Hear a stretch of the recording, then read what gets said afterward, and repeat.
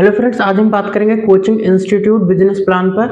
इस वीडियो में मैं आपको बताऊंगा किस तरीके से टीचर्स को हायर करेंगे, किस तरीके से इंस्टीट्यूट को खोलेंगे, कहां से पहले रजिस्ट्रेशन कराएंगे, इन सब बातों पर डिटेल में चर्चा करेंगे। चलिए वीडियो स्टार्ट करते हैं। तो इसे मैंने नाम दिया है कोचिंग। आप कोचिंग बिजनेस प्लान कह सकते हैं, इंस्टीट्यूट बिजनेस प्लान कह सकते हैं, एकेडमी बिजनेस प्लान कह सकते हैं, या फिर आप इसे एजुकेशनल बिजनेस प्लान कह सकते हैं। ठीक है, तो इसमें मैं आपको ये भी बताऊंगा कि प्राइवेट लिमिटेड कंपनी हम किस तरीके से इसे बना सकते हैं। जो भी आप कोचिंग खोलेंगे उसे इन फ्यूचर में आप प्राइवेट लिमिटेड कंपनी भी बना सकते हैं और उसके बाद उसे पब्लिक लिमिटेड कंपनी भी कर सकते हैं। इस पर बाद में चर्चा करेंगे। सबसे पहले ये स्टार्ट करते हैं कि कोचिंग को किस तरीके से शुरू करेंगे, इस पर बात करते हैं। तो सबसे पहले आपको बिल्डिंग की व्यवस्था करनी होगी। अगर आपकी खुद की बिल्डिंग है तो ज्यादा सही रहेगा, क्योंकि स्टार्टिंग में 6 महीने या साल भर इसमें कम प्रॉफिट होता है। स्टूडेंट्स वगैरह सारी चीज़ों को अरेंज करना होता है, स्टूडेंट्स को जो है लाना होता है इंस्टीट्यूट तक, तो काफ़ी सारी दिक्कतें स्टार्टिंग में आती हैं। तो इसके लिए अगर आपकी खुद की बिल्डिंग है तो कम से कम रेंट का जो खर्चा होगा वो आपका बच जाएगा। और अगर नहीं भी है तब भी आप रेंट पर बिल्डिंग को ले सकते हैं और उसमें अपना इंस्टीट्यूट खोल सकते हैं। तो आपको लगभग थोड़ा सा बड़ा मकान कोई देखना होगा। अगर ऑन रोड अगर कोई मकान आपको मिल जाता है, कोई घर मिल जाता है, या आपको 2-3 बड़े बड़े हॉल मिल जाते हैं, तो उसमें आप अपना बिजनेस स्टार्ट कर सकते हैं। ठीक है, तो सबसे पहले बात करते हैं, आपको क्लासरूम्स बनाने होंगे। तो स्टार्टिंग में आप 2-3 या 4 क्लासरूम बना के काम को शुरू कर सकते हैं। बहुत ज्यादा स्टार्टिंग में क्लासरूम की जरूरत नहीं है। आप 3 से 4 क्लासरूम बनाकर काम को स्टार्ट कर सकते हैं। नेक्स्ट, अगर आप कोचिंग को बड़े लेवल की खोलना चाहते हैं, अगर आपका बजट काफी अच्छा है, अच्छा बजट है, अच्छे पैसे अगर आप खर्च कर सकते हैं, तो आपको पीएसएस हॉल बनाना होगा। पीएसएस का मतलब होता है प्रॉब्लम सॉल्विंग सेशन। जैसे कि पीएसएस हॉल में क्या होता है कि बहुत सारे सिटिंग अरेंजमेंट बना दिए जाते हैं टीचर्स के लिए। अलग अलग काउंटर लगा दिया जाता है, जैसे कि एक काउंटर पर मैथ्स का टीचर बैठा हुआ है, एक काउंटर पर फिजिक्स का, एक काउंटर पर केमिस्ट्री का, एक काउंटर पर बायोलॉजी का। इस तरीके से डिफरेंट सब्जेक्ट्स के टीचर अपने अपने काउंटर्स पर बैठे होते हैं और 2-2, 3-3 सिटिंग चेयर लगी हुई होती हैं। तो जिस भी स्टूडेंट को क्लास के बाद में डाउट पूछने होते हैं, क्वेश्चंस न्यूमेरिकल्स पूछने होते हैं, तो वो आते हैं और अपने डाउट्स को क्लियर करते हैं, टीचर्स से हेल्प लेते हैं पढ़ाई करने में। ठीक है, तो इस तरीके का जो हॉल होता है उसे हम पीएसएस हॉल कह सकते हैं। तो अगर आप पीएसएस हॉल बनाते हैं तो इसका काफी अच्छा प्रभाव पड़ेगा पेरेंट्स पर, स्टूडेंट्स पर, और उन्हें ये लगेगा कि हाँ, इस कोचिंग में बहुत अच्छी फैसिलिटीज हमें मिलती है। ठीक है, तो इस तरीके से आप पीएसएस हॉल को अरेंज कर सकते हैं जब जैसा भी आपका बजट हो। अगर आपका बजट नहीं है तो पीएसएस हॉल स्टार्टिंग में जरूरी नहीं है, लेकिन अगर आप अरेंज कर लेते हैं तो ज्यादा अच्छा रहेगा। नेक्स्ट बात करते हैं इंक्वायरी ऑफिस। अब इंक्वायरी ऑफिस तो छोटी कोचिंग में, बड़ी कोचिंग में इंक्वायरी ऑफिस तो आपको बनाना ही होगा। छोटा सा आप इंक्वायरी ऑफिस बना सकते हैं, सिंपल सा एक काउंटर और एक चेयर, जो कि इंक्वायरी कराने के लिए, जो भी आप रिसेप्शनिस्ट वगैरह रखेंगे उसके लिए, और 2-3 चेयर जो है सामने पड़ी हों जिसमें कि स्टूडेंट्स और पेरेंट्स आके बात कर सकें।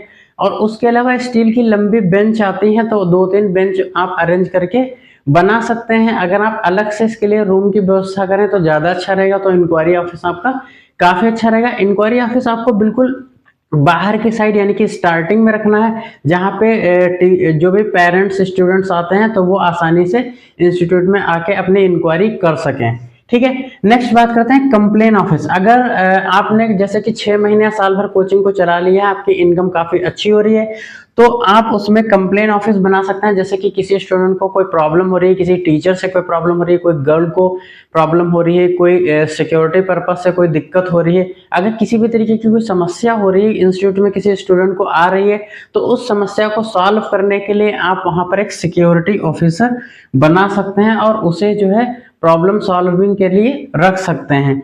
ठीक है, तो ये तो इन फ्यूचर की बात है। जैसे कि आप 1 साल, 2 साल, 3 साल कोचिंग चला लेंगे, जब आपका टर्नओवर ठीक ठाक आने लगेगा तब आप सिक्योरिटी ऑफिसर वहां पर रख सकते हैं। तो ये भी एक अच्छा प्रभाव पड़ेगा पेरेंट्स पर, स्टूडेंट्स पर, कि यहाँ पर ये सारी सुविधाएं, कोई दिक्कत होती है तो बाकायदा हम इसे कंप्लेन वगैरह कर सकते हैं और हमारी प्रॉब्लम को सुना जाएगा। तो इसका काफी अच्छा इम्पैक्ट जाएगा आपके सोसाइटी पे, आपकी लोकेलिटी में, आपकी सिटी पर। नेक्स्ट बात करते हैं वॉशरूम। जैसा कि आप जानते हैं वॉशरूम तो बहुत ज़्यादा जरूरी होता है। स्टूडेंट्स आएंगे 2-2, 3-3 घंटे क्लास करेंगे, तो वॉशरूम उन्हें यूज करना होगा, तो आप वॉशरूम फैसिलिटी आपको देनी होगी। नेक्स्ट बात करते हैं स्टडी लाइब्रेरी। अगर आप कोचिंग को बड़े लेवल की खोलना चाहते हैं, उसमें बहुत अच्छी सारी व्यवस्था करना चाहते हैं, आपका बजट अच्छा है, तो अगर आप लाइब्रेरी, आप सेल्फ स्टडी जोन कह सकते हैं, अगर इस तरीके की आप फैसिलिटी दे पाए अपने इंस्टीट्यूट में तो बहुत अच्छा रहेगा। जो भी स्टूडेंट आधा घंटे या 1 घंटे पहले कोचिंग आ जाते हैं तो वो वहाँ पर सेल्फ स्टडी जोन में बैठ के अपनी पढ़ाई कर सकेंगे। थोड़ा सा इंटरनेट वगैरह की अगर आप फैसिलिटी रखेंगे तो इंटरनेट यूज कर पाएंगे, थोड़ा सा एंटरटेन भी कर पाएंगे, और आफ्टर कोचिंग भी वो वहाँ पे बैठ के पढ़ सकते हैं। इसका भी अच्छा प्रभाव जाएगा कि वहाँ पर सेल्फ स्टडी जोन बना हुआ है, पढ़ने की अच्छी सुविधा है, तो इसका भी काफी अच्छा इम्पैक्ट रहेगा। अगर आप बड़े लेवल की कोचिंग खोलना चाहते हैं तो ये ज्यादा अच्छा रहेगा कि आप स्टडी लाइब्रेरी की वहां पे व्यवस्था करें। नेक्स्ट, इंटरनेट फैसिलिटी बहुत ज़्यादा जरूरी है। स्टूडेंट्स आपके कैंपस में आएगा, पढ़ने के लिए आएगा, तो अगर इंटरनेट फैसिलिटीज देते हैं तो स्टूडेंट्स काफ़ी ज़्यादा आकर्षित होंगे आपकी कोचिंग की तरफ। नेक्स्ट, ड्रिंकिंग वाटर फैसिलिटीज तो बहुत ज़्यादा जरूरी है, वो तो हर इंस्टीट्यूट में, हर शॉप में होती है, तो ड्रिंकिंग वाटर फैसिलिटी आपको रखनी पड़ेगी। Next, parking space. अब चूंकि स्टूडेंट जो है दूर दूर से आते हैं, बाइक से आते हैं, स्कूटी से आते हैं, साइकिल से आते हैं, तो पार्किंग की आपको व्यवस्था करनी होगी। लगभग 40, 50, 100 साइकिल है, बाइक्स हैं, इनको खड़ी करने का आपको मतलब भर का स्पेस अपनी बिल्डिंग के आसपास या अगर आप कहीं भी मकान, कोई घर या ले रहे हैं या कोई हॉल वगैरह ले रहे हैं तो उसके सामने अगर आपको मिल पाए तो इस तरीके का स्पेस की आपको व्यवस्था करनी होगी, जहां पर जो है स्टूडेंट्स आके अपनी जो भी साइकिल वगैरह लाए हैं या स्कूटी वगैरह लाए हैं तो उसे पार्क कर पाएं। ठीक है, तो पार्किंग फैसिलिटीज भी काफी ज्यादा जरूरी है। नेक्स्ट, जैसे कि स्टार्टिंग में जब आप कोचिंग खोलेंगे तो आप फैन और कूलर से काम चला सकते हैं, लेकिन जब आप साल, 6 महीने, 2 साल कोचिंग चला लें, आपका जो बजट है वो अच्छा हो जाए, इनकम अच्छी आने लगे, तो आप एसी फैसिलिटीज को भी दे सकते हैं। क्योंकि एसी का काफी ट्रेंड है, तो एसी फैसिलिटीज जो है जरूरी हो गई है, वो भी काफी अच्छा प्रभाव डालेगी। अगर आप किसी बड़े शहर में रह रहे हैं तो वहां पे तो एसी मस्ट है, बिना एसी के काम ही नहीं चल पाएगा।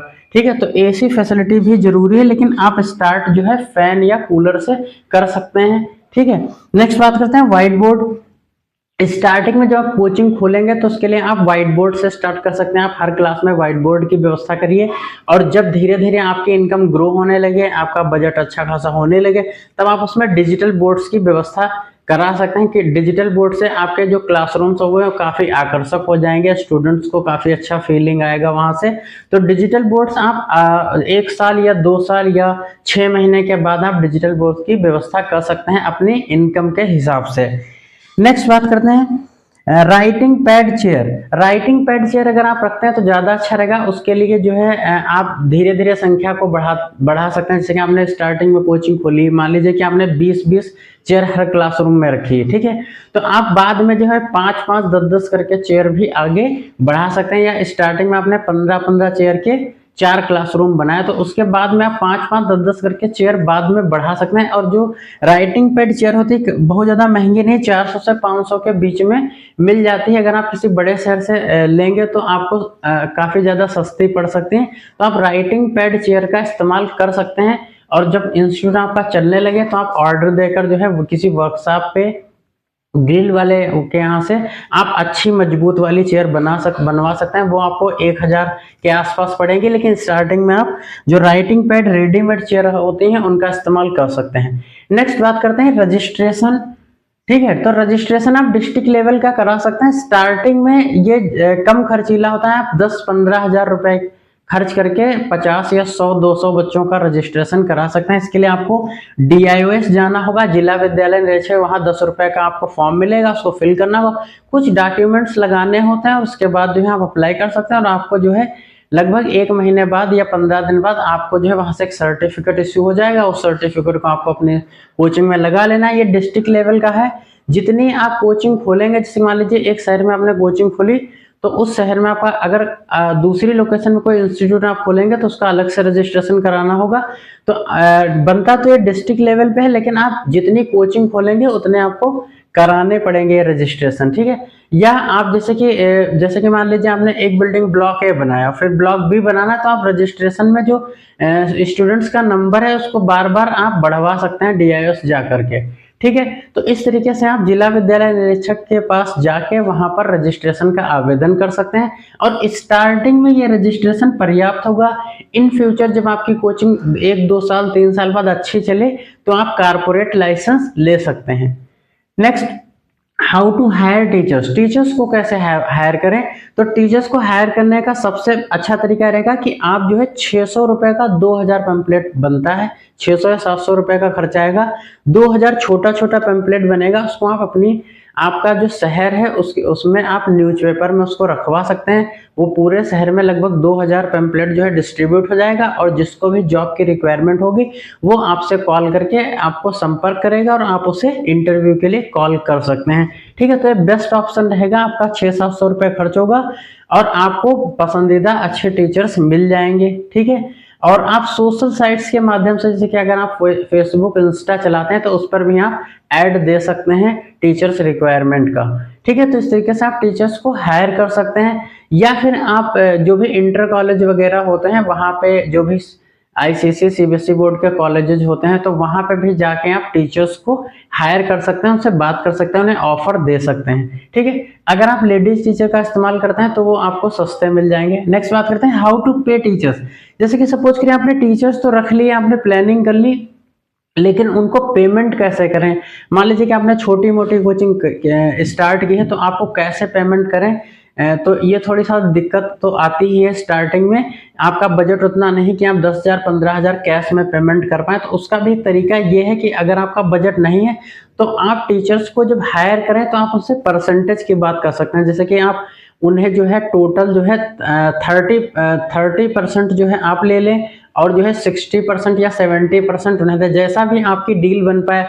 जैसे कि सपोज करिए इंग्लिश का टीचर है तो आप उसे जो है 50% पर रख सकते हैं। जैसे मैथ या साइंस का टीचर है, फिजिक्स केमिस्ट्री टीचर है तो आप उसे 70% दें, 30% लें, या फिर आप उसे 60% दें, 40% आप ले लें। तो इस तरीके से जो भी कलेक्शन होगा पूरे क्लास का तो उस कलेक्शन में 60% या 70% आप उसे दे सकते हैं स्टार्टिंग में, और 40% या 30% आप ले सकते हैं। ठीक है, और जब आपकी कोचिंग अच्छी चलने लगे, बहुत अच्छी चलने लगे, आपका अच्छा खासा इनकम आने लगे, तो जितने भी टीचर्स आपके पास परसेंटेज में काम कर रहे हैं उनको ज्यों का त्यों रहने दें, और जो नए टीचर्स आप हायर करेंगे उनको सैलरी पर हायर कर लें, क्योंकि सैलरी पर आपको 10 से 15,000 20,000 तक काफ़ी टीचर्स मिल जाएंगे, और इसमें आपको काफ़ी ज़्यादा प्रॉफिट होगा। जैसे कि 50 या 100 चेयर पड़ी हुई है हॉल में, तो आपको काफ़ी ज़्यादा प्रॉफिट होगा। आपको 10 या 15,000 रुपये पे करना होगा और आपको प्रॉफिट काफ़ी ज़्यादा होगा। ठीक है, तो इस तरीके से आप टीचर्स को अरेंज कर सकते हैं, उन्हें पेमेंट कर सकते हैं। और अगर आपका स्टार्टिंग में बजट है तो आप सैलरी पर भी टीचर को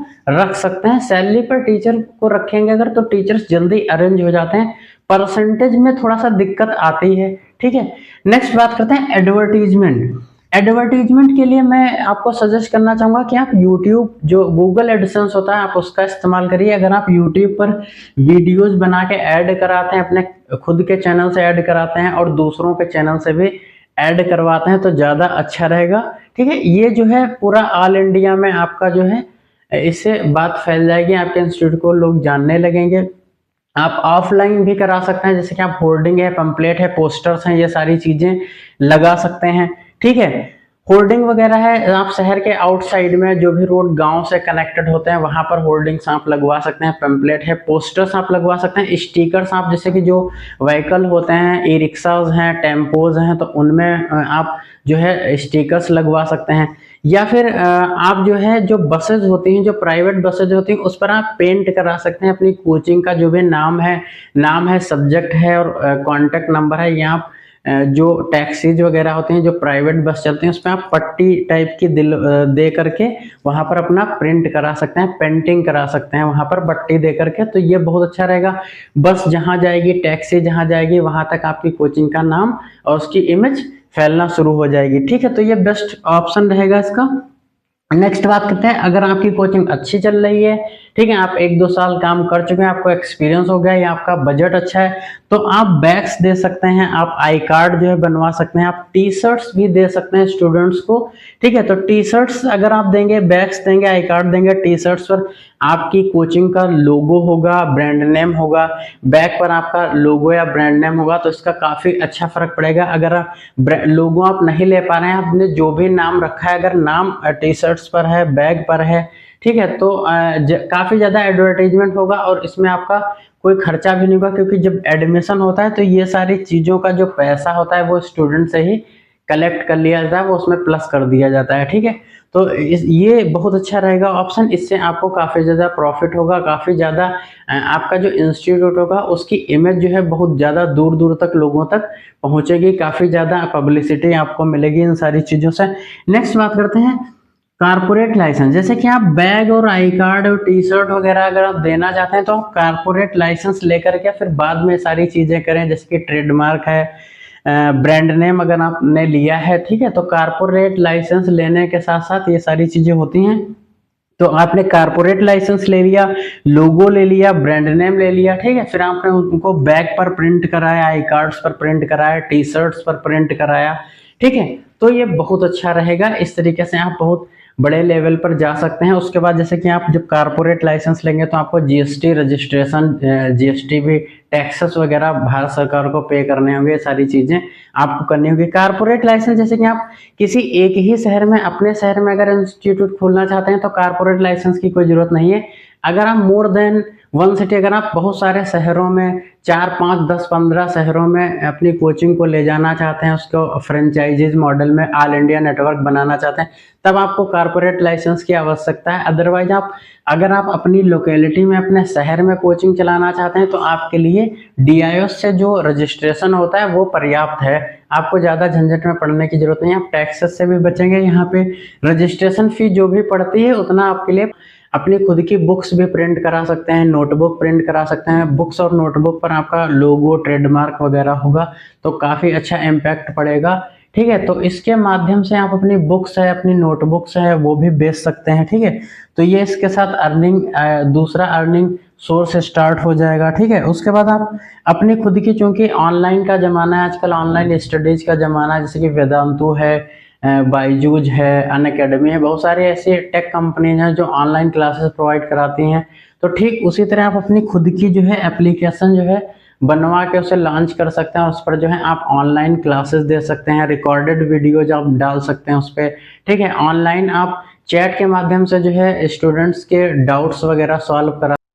जैसे कि आपकी कोचिंग काफ़ी अच्छी चल रही है, काफ़ी ज़्यादा प्रॉफिट हो रहा है, ठीक है, और आप अब कोचिंग को पूरी ऑल इंडिया में फैलाना चाहते हैं, उसका नेटवर्क बनाना चाहते हैं, फ्रेंचाइजीज मॉडल में आप ऑल इंडिया में कोचिंग्स खोलना चाहते हैं, तो उसके लिए आपको बहुत बड़े अमाउंट में पैसे की जरूरत होगी। तो वो पैसा आप कहाँ से लाएंगे, तो उस पर चलिए बात करते हैं। तो उसके लिए आपको करना क्या है कि आप अपनी कंपनी, जो आपकी प्राइवेट लिमिटेड कंपनी है, उसको आपको पब्लिक लिमिटेड कंपनी बनाना। उसके लिए आपको आईपीओ लाना होगा। आईपीओ जब आप लाएंगे तो आपके जो कंपनी के जो शेयर होंगे वो शेयर मार्केट में लिस्ट हो जाएंगे। ठीक है, उसके बाद आपके जब शेयर बिकेंगे तो आपको जो है वहां से पैसा मिलना शुरू हो जाएगा, आपकी कंपनी पब्लिक लिमिटेड हो जाएगी। तो वहां से जो आपको शेयर मार्केट से जो आपको पैसा मिलेगा, ठीक है, उसे जो है आप अपने नेटवर्क को बनाने में, अपनी डिफरेंट डिफरेंट सिटीज में, ऑल इंडिया में अपने कोचिंग खोलने में आपको वो पैसा आप इस्तेमाल कर पाएंगे। आई थिंक आपको ये आइडिया पसंद आया होगा। फिर से मैं आपके लिए कोई नया वीडियो ले